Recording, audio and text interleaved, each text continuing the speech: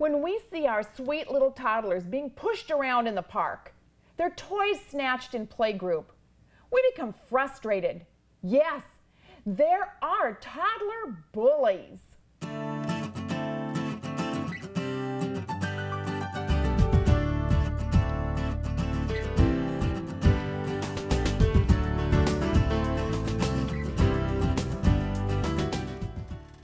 The news is full of stories of children, of adults, of bullies happening all around. We see our little children being pushed beyond their normal age appropriate play. We see the little teen pageants. We see children being pushed by their parents to do things that are beyond what they would normally do.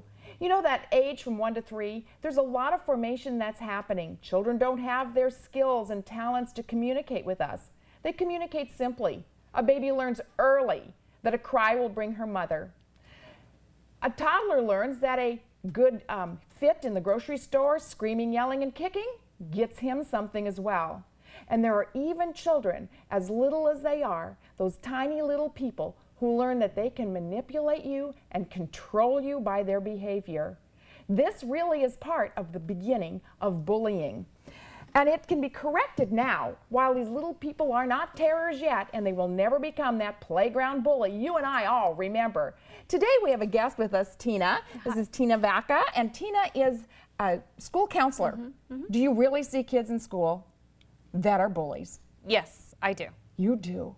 And so let's start back to when they're little children. How do these little people come to be such bullies in big groups? Well, as young children, what happens, they are concrete thinkers.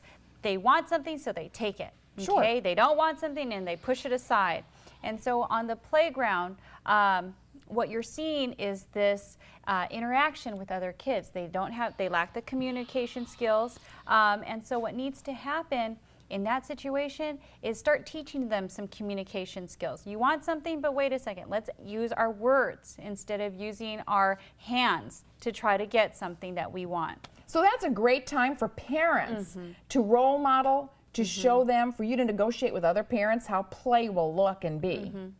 Yes, what is right, what is wrong, what are the boundaries there? That's an excellent way to start teaching your toddler the correct way to communicate with others. Then these little people start growing up, and they get a little older, and then we can't be with them all the time anymore because they start going to preschool, they start going to kindergarten. What kind of things happen there that allow some of the children to become stronger and more bullyish than others? Well, sometimes they haven't been taught those communication skills. And so when your child comes home saying that somebody pushed them down, the first thing that we want to do as parents is we want to protect our children. Of course. We need to stay calm, okay, because we want to think with our head and not with our heart at this point. And we want to show them, we want to model to them some good ways to handle situations. So staying calm, talking in a reasonable fashion, and give them a way out. If your toddler feels like, you know, they're constantly being pushed down, or they say it in so many words, start teaching them, hey, let's talk to the teacher. Talk to the teacher about it, okay? And I know some little kids, they go to school and they might cry, and then all of a sudden they have a name. So name calling starts happening. And I know one of my friends is a school nurse, and she says, you know, it's kind of interesting because especially preschoolers and kindergartners, maybe first grade, they come by to the office a lot with tummy ache. Yes, we do see that too, where if kids feel like they have been bullied and they don't have control over the situation, their body starts reacting in ways where their stomachs really truly hurt. They truly have headaches, they have leg pains, they have arm pains, and their body is making themselves sick to try to get out of the situation. Well, that's really fascinating, and I think it's going to be a really good important thing that we talk about today, because early years have such an influence over the rest of our lives. How well we thrive and grow as little children really sets the stage for how we're going to ultimately become as an adult. Because we know that this physical aggression will show up, you just mentioned, in stress and disease and nervousness. And you know what? I think the bullies suffer too. They didn't get this way on purpose. It's maybe not fun to be a bully. A lot of times it's learned behavior. they may have been bullies may have been bullied in the past, right, either with other kids or with family members. I actually know a situation where there's I dealt with a family where the father is a bully himself, and in so many words, I guess, was trying to get his daughter to become a bully, to the point where a friend told on her because there was some abuse going on in the house. Dad found out that somebody had told, didn't know who it was, and demanded that his daughter find out who told so that the daughter could beat up the person that told. So in that situation, yes. So how can this girl, how can she learn good communication skills, good relationship skills, when in the household she's being bullied? Yes. And I've read a statistic here. It says 9 out of 10 elementary school students have at some time been bullied. So that means all of us, really. But we grew up being called names. That's kind of what my parents said, oh, get a tough skin. You know, you need to get out there.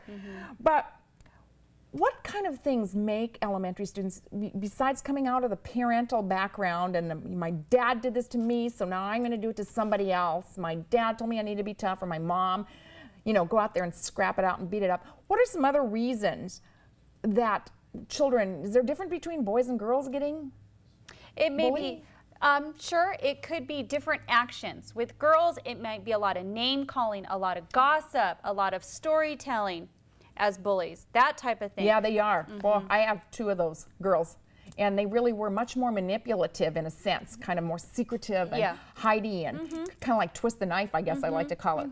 And where boys were, oh, they're just up front, more aggressive. well, beat it out on the playground. A lot of times what I see in young girls is a group of girls like to hang around together. And what happens is, in a bully situation, the leader of the group, okay, might ostracize one of the girls. And the other girls within the group don't want to be in that position, so they go along with the bully themselves. Okay. Yeah. Yeah. And so we see that a lot, especially in middle school. Elementary a little bit, and more in middle school.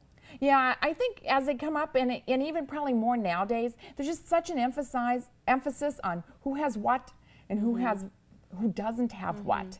And so even as you're getting into 3rd, 4th, and 5th grade, especially little girls are pretty keen on what things are. Boys will go out and play, you know, soccer or football and get this out, but little girls don't have as many options to do this. So it's bigger. Well, you just kind of hit on the next place, that place that's most troublesome, and I think where it really comes out. I remember when my first daughter entered 6th grade. You know what? It was really 5th grade. When she entered 5th grade, the teacher stood up and said, "Parents, I just want you to know something. Partway through this year, you're going to say, 'What happened to my child?'" Because there's a huge transformation in that middle school, junior high school time. So that seems to already bear its own problems and challenges. But what happens with bullies during that time? Well, a lot of times at a young age, the bullies learn that in order to protect themselves, they need to hurt others. So now we hit in middle school, okay? And so whether or not they're doing it on purpose, or whether or not it's just a reaction now they're getting some of these behaviors of, I need to be the aggressor in order for me not to be the bully or to be bullied. And we see this a lot in the movies.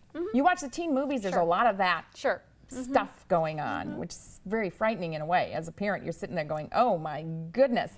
So there's physical abuse that happens. They physically bully. Sure. There's physical abuse. There might be mental bullying, where name calling, teasing, ostracizing, those are all different forms of mental, bullying. Sexual harassment, bullying, that's another one too. Big. Even in middle school, even as early as 6th grade, we start seeing that too. Talking about their sexuality, talking about different body parts, certain things that make the target, we don't like to call them victims, we like to call them targets, because victims, they're weak and they can't protect themselves. Targets, you still have that power, you still have the strength, and you're the target for the day, and it's not a forever thing. Okay, so we like to call them targets. But I'm sorry. No, and another thing that I know starts happening in junior high school, which didn't even exist when I was a child, is the cyberbullying. Yes. And I've been reading that in the newspaper and the magazines where I've read about parents whose children have committed suicide over cyberbullying. What happens in those situations? A lot of times what happens, it used to be MySpace, now it's Facebook, these social networks. The students get on it, children get on it, even though there's an age limit, there's still ways to get around it. They talk to each other, and a lot of times what I'm seeing are kids who use other accounts. So when the target is online and chit-chatting with the bully, they might think it's somebody else, somebody that they trust. And so then they say, you know, certain things that they wouldn't necessarily say to other people, and then it turns around and it becomes a bad situation. Comes back to them. I've even seen, you know, something else I'm watching, and it's all this texting, and how many children have a cell phone. We buy them a cell phone because we as parents think, well, now they can be protected, they can call me if something bad happens, or they can get the resources they need, so we buy them a cell phone. And now these kids sit in class and words are only 10% of communication. So a cell phone, these little teeny itty-bitty texties with only a few words are just like needles going into that other child. A lot of times what happens in cyberbullying, in texting, are the child, they feel stronger, and so they feel like they can say more than what they would normally say to your face. Right. Okay. Because so I can just kind of make some little symbols and it means something. Sure, sure. Or they're cussing. Yeah. Okay. And they're using foul language, and they're saying some very, very nasty things to the person that they're texting to, or, you know, responding to on Facebook. And you know that old saying, sticks and stones may break my bones, but words will never hurt me? That's so wrong. Words are terribly hurtful, and they can be very painful. And if I think that's coming from my colleague, if I think it's coming from you as a grown-up, it hurts. And I think as parents, we are able to protect our kids by monitoring the amount of time that they're on the computer. They don't have to have a Facebook account. They don't have to have, you know, be a part of this social networking that's going on. And so maybe limiting that time, or checking over their shoulder and seeing what's going on, limiting the amount of cell phone use that they have. Because once they hit middle school, it's kind of this balance, I guess, between being independent and still having that parental involvement that the kids go through, and parents go through that too. And it's a very difficult time for parents, because how much do you open your hand and let them go? Because they need to fly a little, they need to flutter a little tiny bit, and yet you want to keep them safe, and you want to keep communication open. And boy, those teen years are the toughest time to keep communication open, because mother has suddenly become clueless. I was going to say, during that time, that's when you want to start using the school also, because say as a parent, you know your kid, you know their personality, and you start seeing changes within them. Okay, they don't want to go to school anymore, or they have these aches and pains that they didn't have before. They're tired. You know, they have all the excuse in the book to try to get out of school, and you're seeing this, and you try to talk to them, and they don't want to talk to you.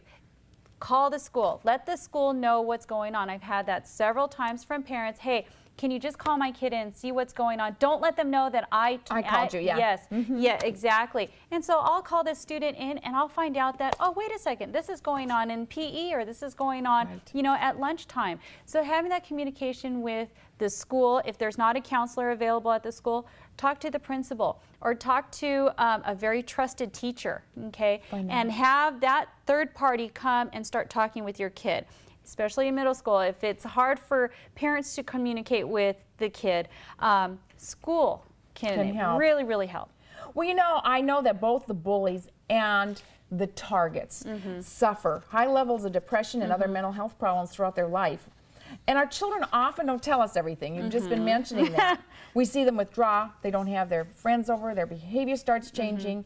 And they might come home crying or shut the door. At least, you know, that teen years, it's like the door goes shut and you just wonder what's happening in there. Tell me a little bit about targets. What kind of kids are most likely to be targets? They might be quieter, a little more isolated. They don't have that group of friends that they hang out with all the time. They might have something that makes them stand out. They're a little bit different than the rest of, the group of kids. Everybody else, because we're into same. Same is real important in that peer time. Right. And see, what happens is, okay, so the bully sees the target, does something to the target. If the target doesn't somewhat stick up for themselves, be assertive, let the bully know that they don't like it by using their words or their actions, not necessarily violence, that's not what I'm talking about, then what's going to happen is the bully is going to repeat it again. I have this kid, yes. Yeah. And so now they're going to come back over and over, and you're going to see that repetition. That was certainly right. And I remember, I think as we look at our own lives, I can recognize within myself a time that I was less than stellar in my behavior, and I actually picked on people. And wasn't that makes you sad, because you think of it now and you go, think, wow, how did I do that? How did I do that? Why would I have done that? And a lot of times what happens with the bullies, they have done this behavior, this aggressive behavior over and over again to get what they want, okay? And they've gotten results. And they've gotten results from it. They have been able to get what they want from it. There hasn't been a consequence for it, which is unfortunate. Yeah, that really starts telling us, and it, like you said, these victims, targets, I don't want to call them victims. They're maybe smaller or younger, the youngest kid in the class. They're not so popular, and yeah, they have more difficulty in adjusting. Maybe speech, they have a speech impediment. They might have some sort of disability, anything that makes them stick out from the rest, that could end up, having them be the target. So if you are a parent with a child who has a likelihood of being a target, certainly be good for you to be able to stand behind your child, teach them some great skills to deal with this, and prepare them for that world that they're stepping into. Sure. First, what I would suggest to a parent, get them involved in school. Get them involved in these organized groups. We like debate team, okay? We have varsities, different athletic teams. Band is a good one. Drama is a good one. Whatever the school has that gets a group of kids together, it's going to give them a sense of community. It's going to get them to meet other kids that have the same interests as them, and now they're part of a group. And now they're part of something. Exactly. And they're not alone anymore, and they're not isolated, and they're not this lone target out there that's going to have something happen to them. Yeah. As parents, though, I think it's good to look at yourself first and see what's going on. What kind of relationships do you have? Do you have healthy relationships? Okay, because as parents, you're modeling the behavior for your kid. All right. That's right. Either having your kid become that ultimate target, or having your child become a bully, which I know no parent would like to hear. Okay, so first look within yourself, see what those relationships are, then get them involved in school. Go ahead. Yeah, so there's another side that we all worry about as a parent, that dreaded call that comes from the school asking for a meeting. And as parents, we have the responsibility to help our children grow up and understand and act properly. So what causes a kid to decide to be a bully?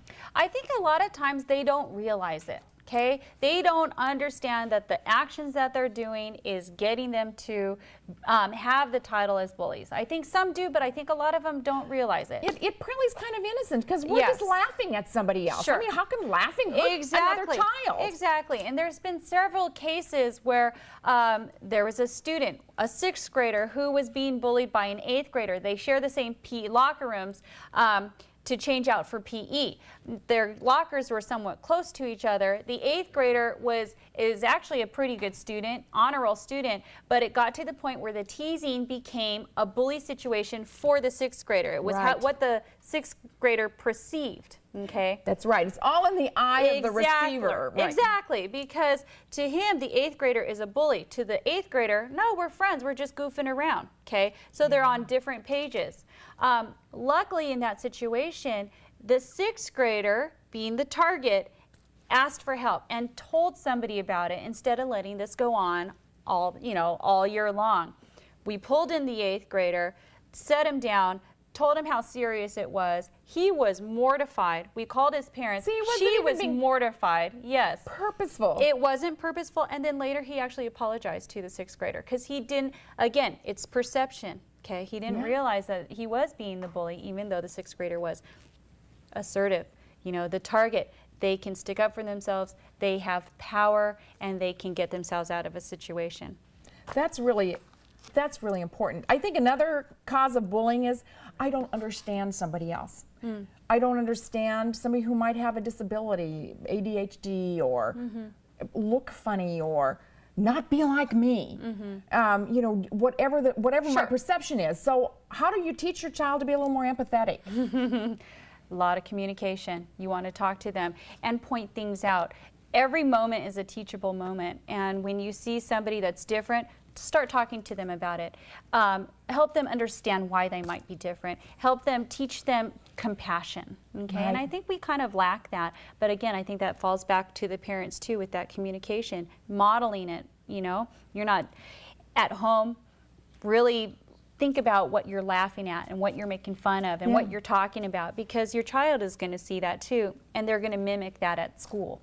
You know, it's interesting to me because little children, when they see somebody who doesn't look the same, they're just right in front going, "Mommy, why is that person? Oh yeah. Why is that person doing whatever it is they're doing?" Yeah. And they're very upfront. But as adults, we start teaching children to say, "Oh, don't look," which is really, really bad. It's so much better to say, "This is what this person is living with. How do you think that would make you feel?" Exactly. And now you start getting an empathy, compassion going in. How could I be more useful to that person? And how could I demonstrate kindness to them?